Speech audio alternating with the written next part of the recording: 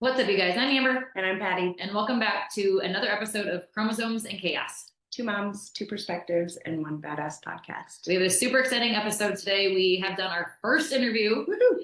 and it is with no one other than Jillian Benfield. She is a former journalist, former news anchor, is the parent to a child with Down syndrome, a huge disability advocate. She's been on the Today Show, Good Morning America. She's written 2 books, so she is an incredible author. Her first book, The Gift of the Unexpected. Yep. Beautiful. And then her newest book is Overwhelmed and Grateful. So with a big emphasis on the word and. Yeah. So she has been in lots of advocacy groups, works with the National Down Syndrome Congress and their advocacy roles, and is just an amazing human. She takes words right out of my soul and puts them into the interweb on disability parenting and advocacy and living life in the end.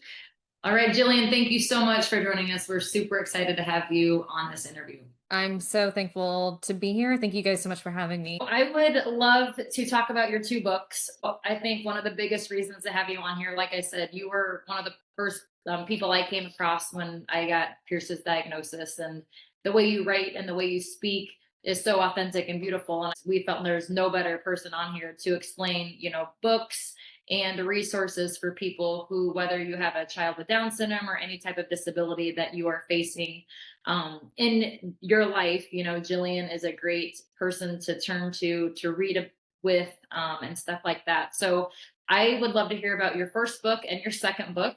So this is your newest. So congratulations to you. Thank you very much for that. I bet you feel relieved to have another book under your belt. I do. I'm contracted for one more. And then after that, I'm like, and then what? I'm starting to think. I turned 40 the year that third book will come out. And it's like, okay, do I still want to be doing this in my 40s? And kind of like you were talking about earlier with the social media stuff, it's like, do I still want to be putting him out there, when he's a tween and all of that? So anyways, that's a side note. But yes, okay. So my first book was called The Gift of the Unexpected. That really is, since I know your audience is going to be largely parents of kids with Down syndrome, that really is the story of getting Anderson's unexpected diagnosis when my husband and I had just turned 27 years old. And life had always gone a certain way for me. And honestly, it went in the right way for me. And having this happen, it totally rocked my world. It shook my identity. It changed my worldview. And that book is about how the unexpected things that happen to us can help us become the truest versions of ourselves.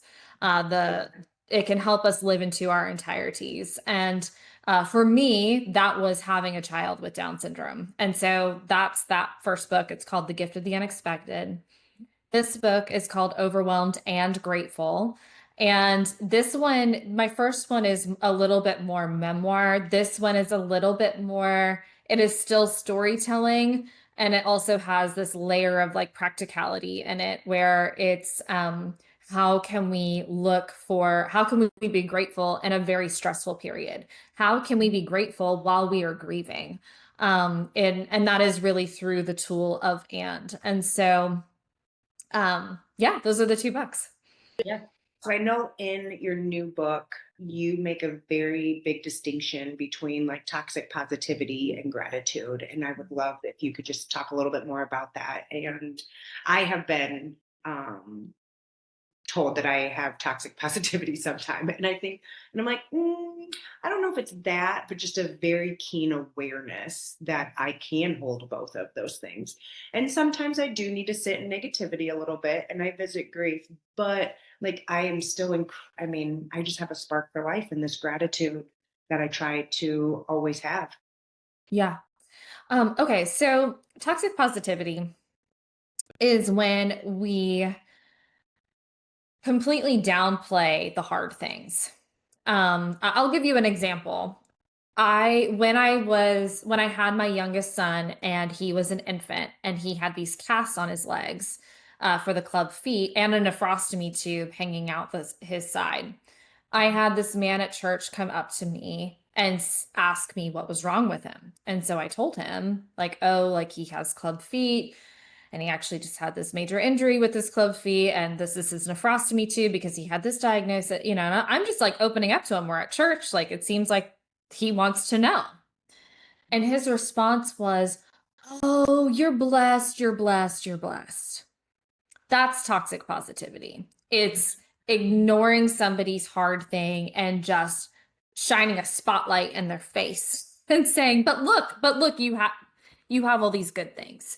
Yep. That makes us feel isolated. It makes us feel like something's wrong with us for being human. It's not productive. I remember, so what part of what I based Overwhelmed and Grateful on was a book called The Spirituality of the Psalms by an Old Testament scholar named Walter Brueggemann. And I just remember reading that book during this time where my youngest was still an infant, where he had all these health issues. And it was the first time I ever felt like, oh, wow, like the church is too positive. Like, if there's anywhere we should be able to be really honest about our hard things, it should be in that setting. So anyways, that really shaped it's when I realized that more than half the Psalms are complaint Psalms. And it's because life is hard.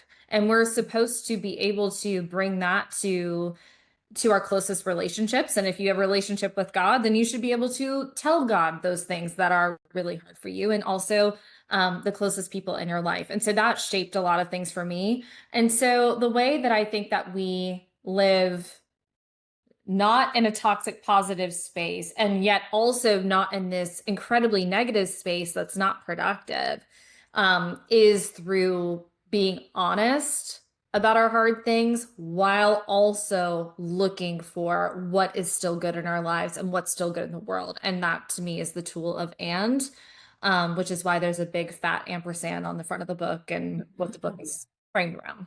I remember after Hudson passed away, and so many people, at least you can get pregnant. At Yes. least you have a living child at home. At least. And I'm like, oh, Yeah. let's just stop. Don't, Mhm. don't.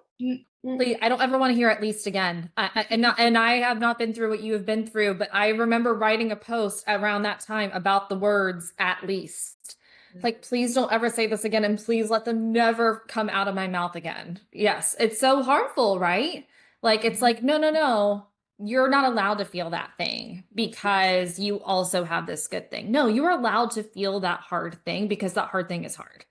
Yep. And when you're ready, you can keep your eye, you can look for those good things. That's not on anyone else to do. That's on you to do. We don't need people to at least us.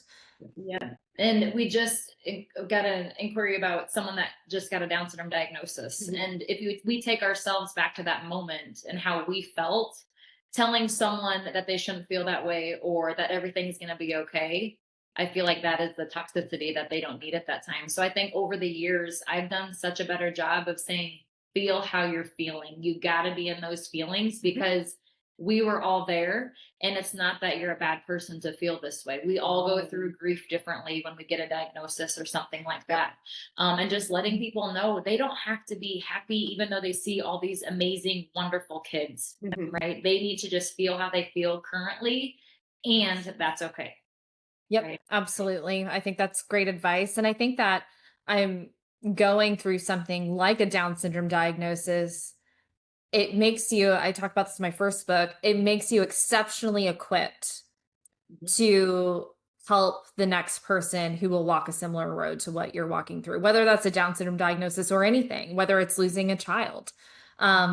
Whatever that hard thing is, the goodness that can come out of it, not that this thing happened so that this good thing can come out of it. That's a very different thing. That's not what I'm saying. But there can be good things that happen out of very difficult things. And part of that goodness is how we become more empathetic and more equipped to help the next person.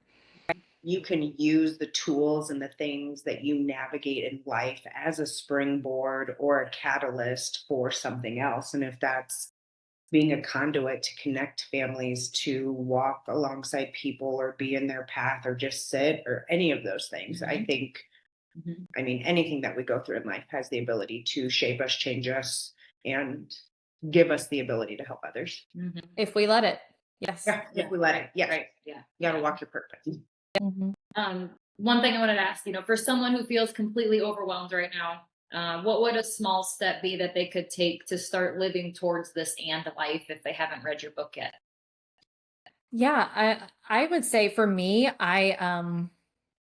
one small thing that I do, I wake up very early in the morning and I kind of have like my coffee and I read something in the morning, I pray in the morning, and then, life hits. Yeah, I work out, I get the kids ready for school, all that. And then by the time that I come back from all of that and sit down to work, after life has hit me a little bit that day, I pray over my and that day.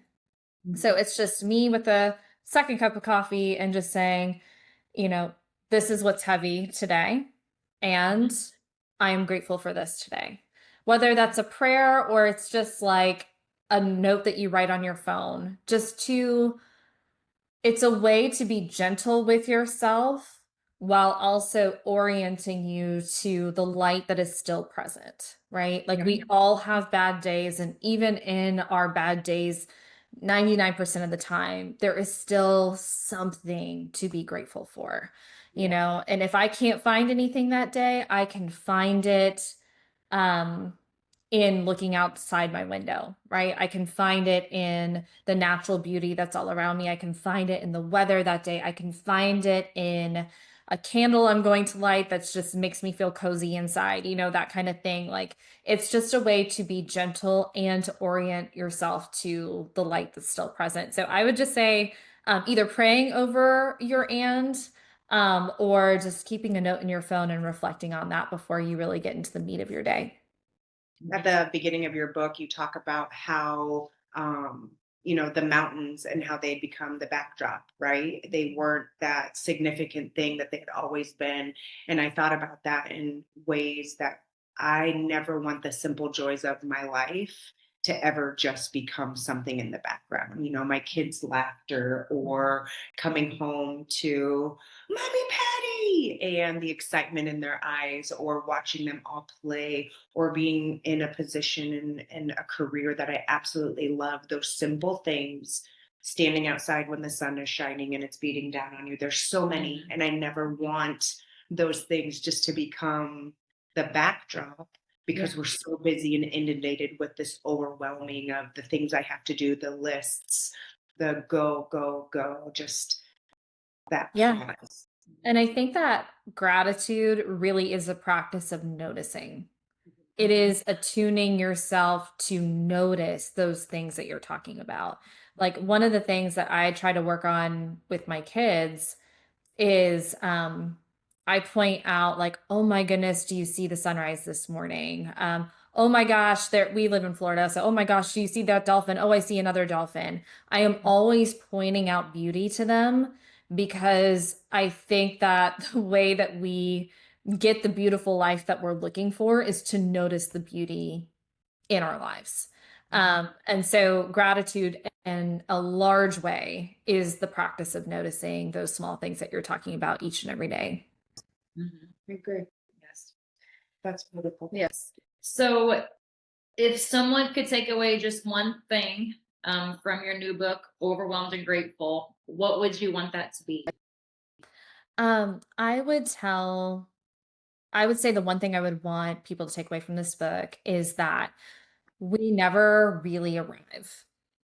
We never really arrive to this place where if we just get that promotion, if we just get that social media post to go viral, if we just get my kid to this phase, then I'll be happy, then life will be perfect or near perfect. Um, it just never quite works out that way. We can reach those goals that we have for ourselves and we can feel immense happiness when we do.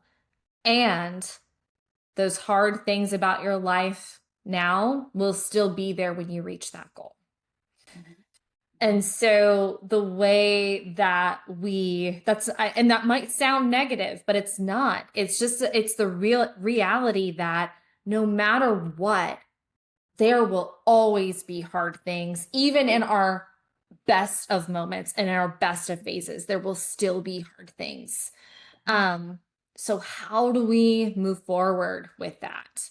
Mhm. And that to me is the art of and. It's the tool of and. It is admitting that, yep, there are hard things even here, and I am still going to choose to be grateful over this beautiful thing that I've been looking forward to.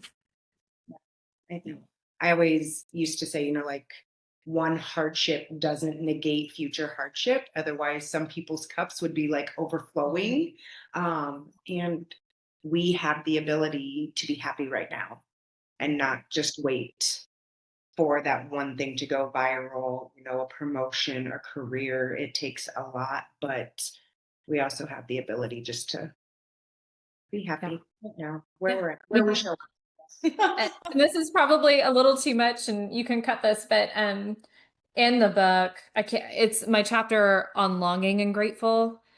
There is a term for it. It's called hedonic adaptation. And I found this to be incredibly comforting in the fact that you can reach these supreme levels of happiness when something good happens to you, but we are literally wired for our brains to come back down to kind of a regular point of happiness so that we can be guided to our next good thing. And so I think that that is encouraging because we all get those letdowns after something really good does happen. I had that last week was my letdown after the book released. It was 3 weeks post book launch. And it was just felt like, okay, like that's done. And I feel like that's just over now. And it was this letdown. Yeah. But that's normal. Or I should say, and that's normal. It's normal. And it's a natural part of the process. And it's even a good part of the process because now I'm thinking about my next right thing, which is starting my third book. And anyways, we never arrive. We never fully arrive.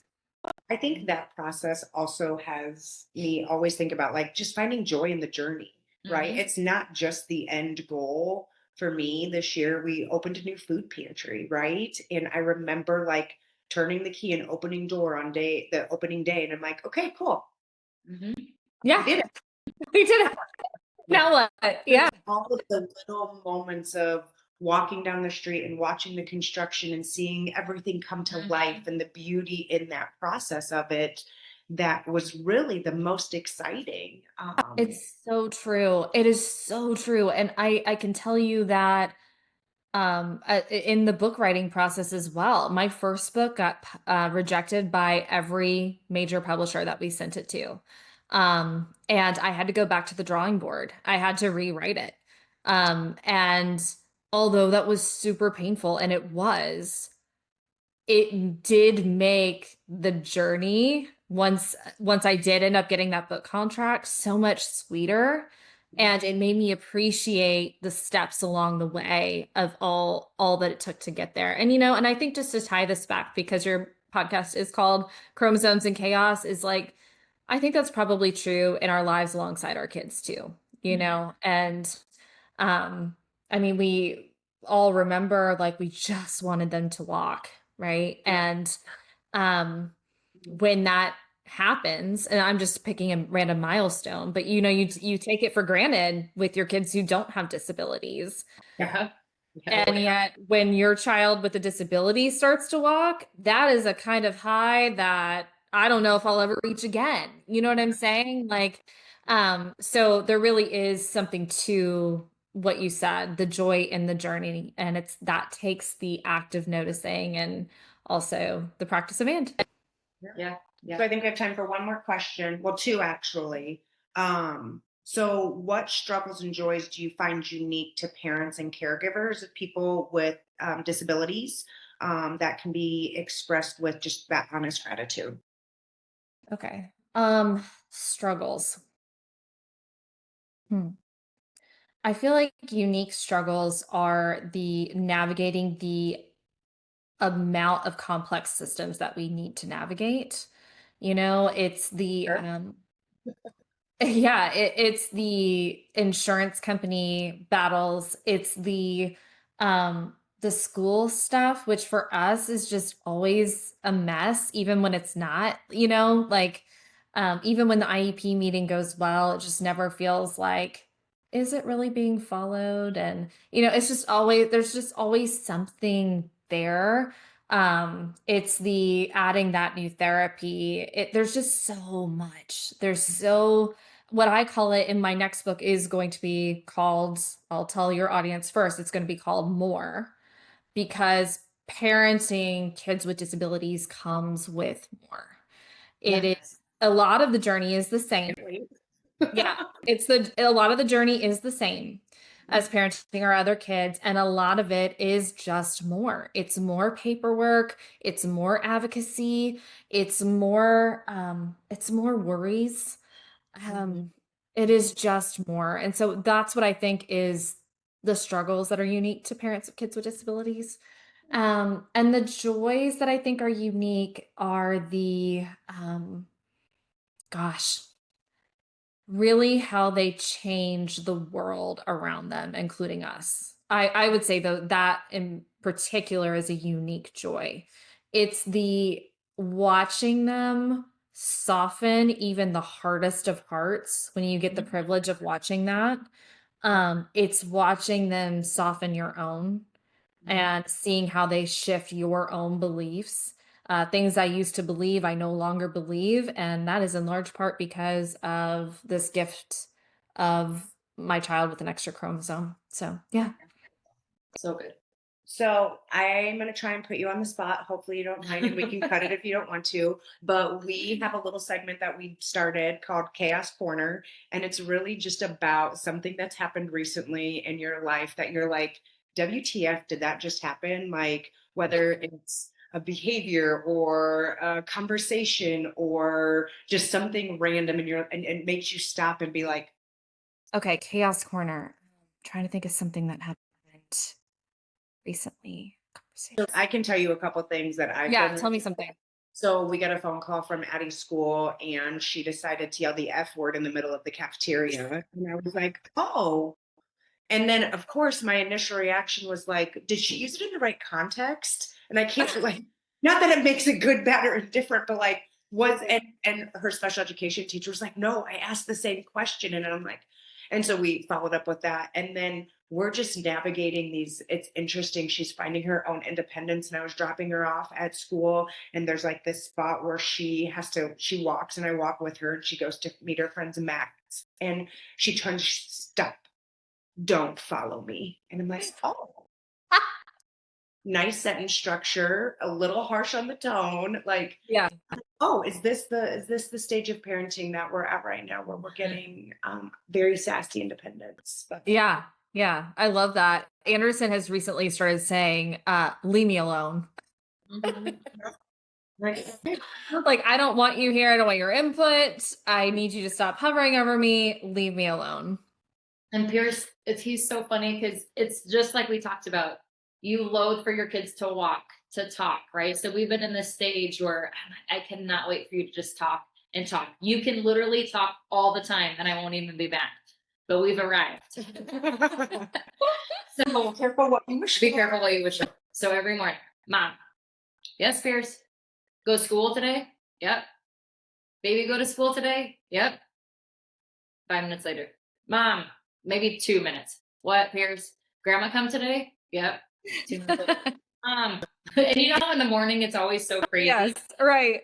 The other day, I felt so bad because I'm like, Pierce, you have to stop asking Mom these questions. You know the answers. Because one time I look back and I try my best not to ignore him because I'm like, this is a big part. He's hearing his voice, he's liking it. Let's keep this going. But still mornings, I'm like, so one time I'm like, Pierce, can you please be quiet? And I look back and he's like smiling, going like this. I'm like, you little like you know Yeah, exactly what you're doing. But it's funny because then I think everybody at the house is like, Pierce, come on. Like you're asking the same things over and over. I'm like, this is what you guys sound like all the time. So give Pierce some grace because You're right. Absolutely. That's great. I love that. I'm really struggling with a tangible story, but what I will tell you, what is confusing me right now is like I said, we started behavior therapy, but he's fine at behavior therapy. Of course. He spends all day at behavior therapy and they're like, it's great. We had no issues. I'm like, Yeah.